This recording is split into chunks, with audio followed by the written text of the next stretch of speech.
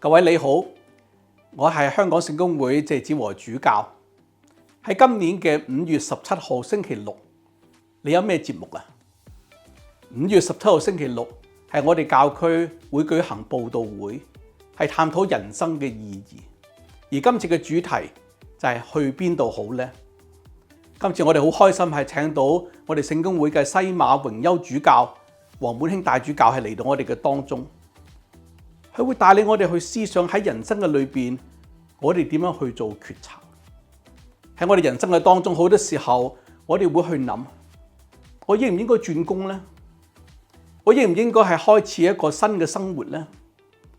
留喺香港嘅，我哋可能會去諗，我哋嘅生活到底點樣至能夠真係有意思呢？而家我哋見到全球嘅貿易戰、關稅戰，人心惶惶。到底我哋前面嘅路應該點去行呢？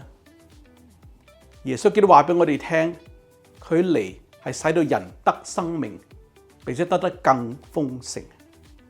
無論我哋今日係面對一個乜嘢嘅處境，無論我哋喺度尋找緊人生嘅意義，或者我哋希望係得到一份嘅安慰、一份嘅依靠，其實耶穌基督嘅福音能夠將我哋現在嘅生命係更豐盛。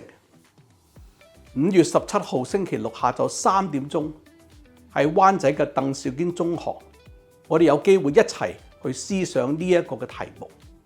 我哋誠意邀請你嚟參加，並且帶你嘅朋友、家人一齊嘅同嚟，讓我哋喺呢個時候能夠喺生活裏邊得到新嘅盼望，得到新嘅意義。